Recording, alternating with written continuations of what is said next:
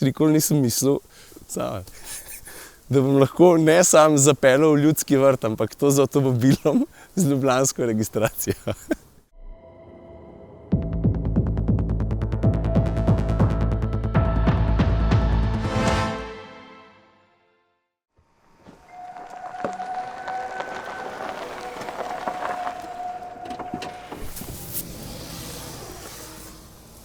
Dobro jutro.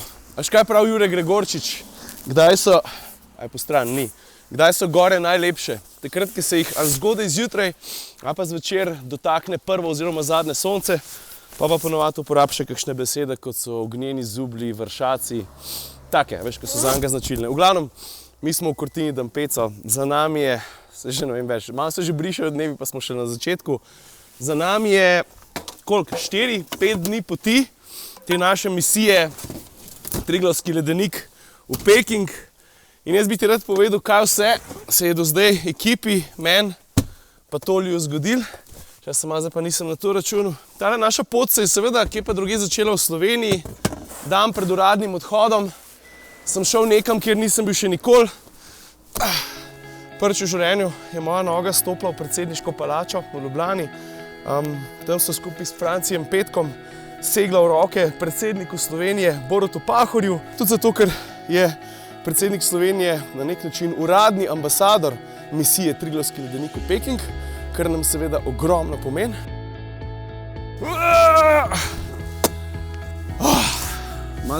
Mi slišiš na glasu, da nisem ta prav, malo sem se prehladil vmes, veš?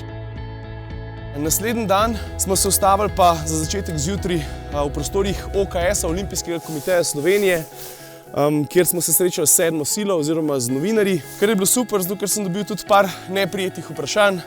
Kaj se greste, kako se greste, kako bo ta pot na nek način sustainable in tako naprej, kar so čisto legitimna vprašanja. Pa smo povedali vse o tem, kako bomo zadevo ogljično nevtralizirali, posadili tudi gozd in tako naprej. In to je bil šele začetek te naše uradne poti iz Ljubljane. Mater sem zadihan, se bom pa vse prišel.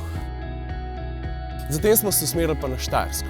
Šli smo v malo drugačno kraljestvo Zlatoroga v Laško, tudi zato, ker je Pivovarna Laško glavni podpornik te naše misije oziroma na nek način kar idejni vodja. Ker veš, kaj je glavna misel pri tem, ne? Ohraniti kraljestvo Zlatoroga. Da naši vrhovi ostanejo beli, ker če ne bojo, pa bomo imeli veliko problemov, pa že tako bomo morali v vsakem primeru ogromno odgovorov pripraviti za zanamce, a ne da. Hočem to povedati, da v Laškem smo se med drugim potem srečali tudi s predstavnikom pivovarne, pa tudi z delavci. Mimogrede, ne, tukaj v Kortini Dampeco, 5. dan je toliko frišen, da vsem, če tole gajbico oziroma nas zaboj kar odprem. Mimogrede, na vsaki od postaj smo podelili oziroma simbolno predali tudi neke vrste odgovornost, da bodo ljudje, ki nas spremljajo, pa tudi vsi tisti, ki so s tem projektom povezani, delali neke olimpijske korake, tako jim mi pravimo, na poti k tem, da bomo na ta naš svet malo bolj pazili, no. V Laškem smo potem šli še pred dvorano Tri lilije.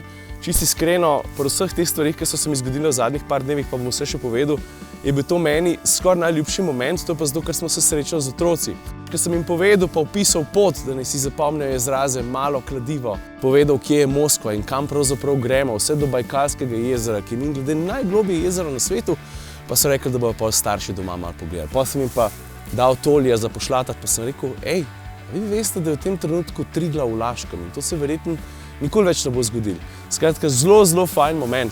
Od tam smo šli pol pozdraviti rokometaše v Celje. Tudi fin moment, se mi zdi, da so fanti kar malo debel pogledali, ker smo povedali, kaj pravzaprav prevažamo v zaboju. Veseli smo bili tudi njihove podpore. Pol nas je čakalo še srečanje v Mariboru. Jaz, če sem čisto iskren, si nikoli nisem mislil, da bom lahko z da bom lahko ne sam zapeljal v Ljudski vrt, ampak to z avtomobilom z ljubljansko registracijo.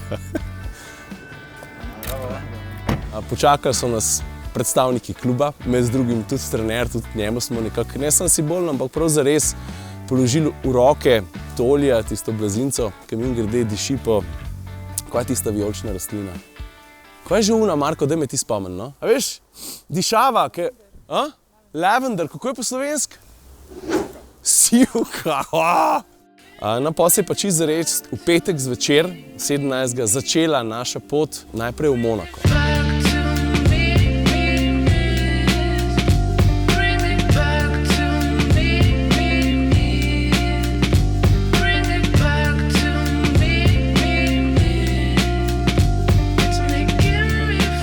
ulici zavohaš ta drag parfum, vidiš tiste robnike Formule 1, pa kar slišiš dirkalnike v glavi. Ne. Sploh takrat, ko se začnejo mimo voziti Porsche, Lamborghini, pa se mi zdi, da meni je bilo najbolj posrečno, smo videli enega Jaguarja rdečega, ki je model psa na sopotniškem sedežu.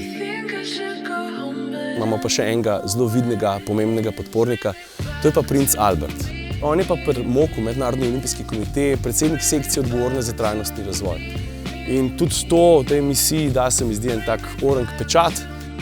Sprejel nas je v Kraljevi palači, kar je bil za nas ene vrste poseben kompliment.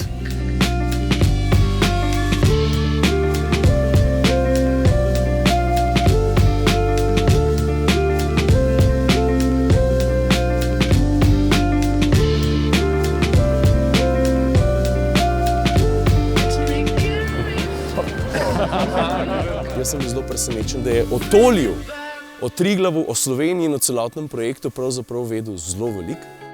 No, ko je bilo pa vsega tega konc, smo pa avto usmerili na sever, zelo dobro se zavedamo, da prihaja Skandinavija. Ustavili smo se seveda tudi v Torinu.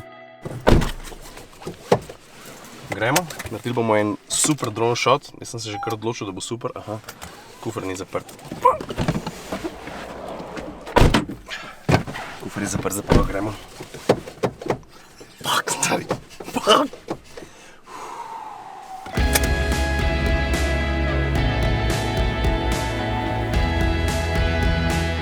Ne brez razloga, Torino je eno od mest v Evropi, ki je gostilo zimske olimpijske igre leta 2006. Smo šli na en špancer, tokrat zvečer.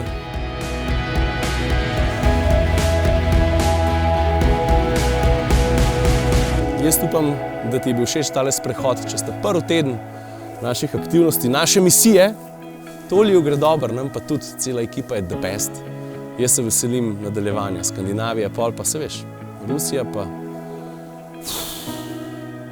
cela Sibirija. That's it, pojmo na pot. Tolje te kaj zebe, da ga ne. Njegov okolje, on ka husky. Polarni medved, pa te modeli, veš, pa morajo biti na mrazu. Lepo sam, da se ne razletimo, zato tukaj vse drsija, veš.